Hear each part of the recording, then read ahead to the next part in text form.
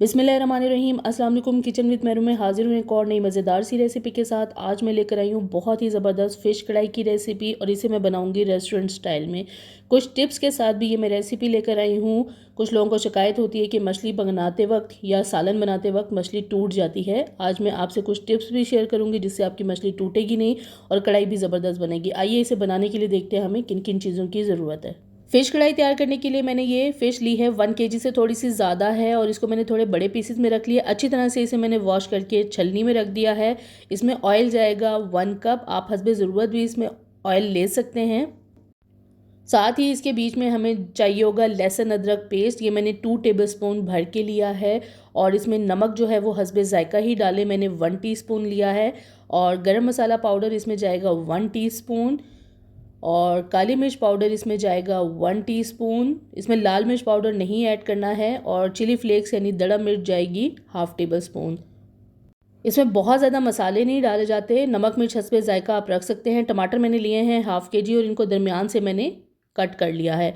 सबसे पहले हमें क्या करना है, फ़िश को फ्राई कर लेना है। इसके लिए तेल का बहुत ज़्यादा तेज़ गर्म होना ज़रूरी है।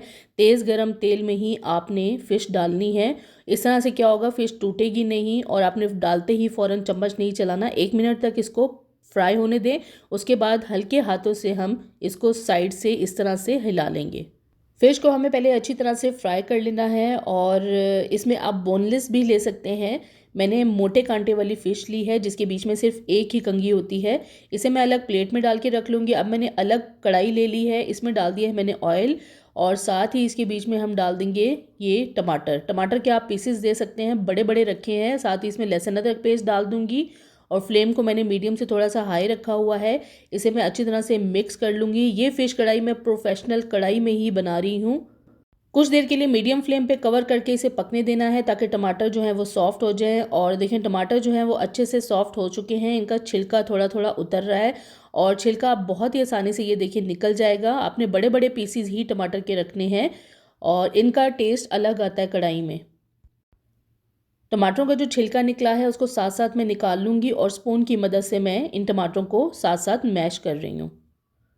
अच्छी तरह से मिक्स होने के बाद अब इसके बीच में मसाले जाएंगे नमक, गरम मसाला पाउडर,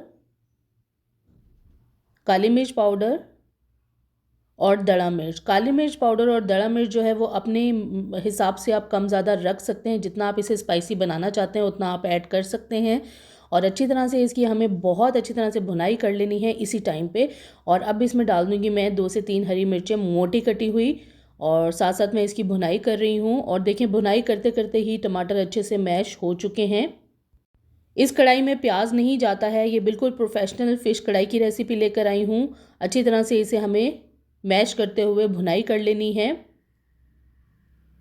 देखें कितने अच्छे से टमाटर मिक्स हो चुके हैं और मसाला बिल्कुल रेडी है। अब इसमें डाल दूँगी मैं ये फ्राई की हुई फ़िश और फ़िश डालने के बाद भी हमें इसे अच्छी तरह से थोड़ा सा भून लेना है।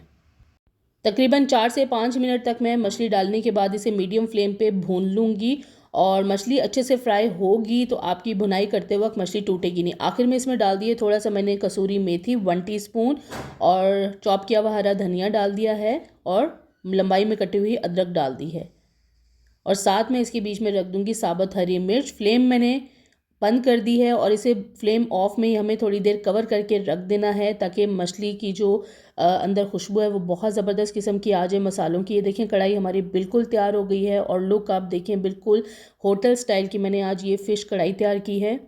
इसे आप गरम गरम नान और रोटी के साथ सर्व करें। बहुत ही आसान तरीके से आप इस फ़िश कढ़ाई को घर पर बना सकते हैं। आपकी फ़िश टूटेगी भी नहीं। अगर अच्छे से फ्राई होगी तो मछली कभी भी नहीं टूटती। इसे ज़रूर आपने ट्राई करना है और मुझे कमेंट्स में ज़रूर शेयर करना है ये वीडियो आपको कैसी लगी।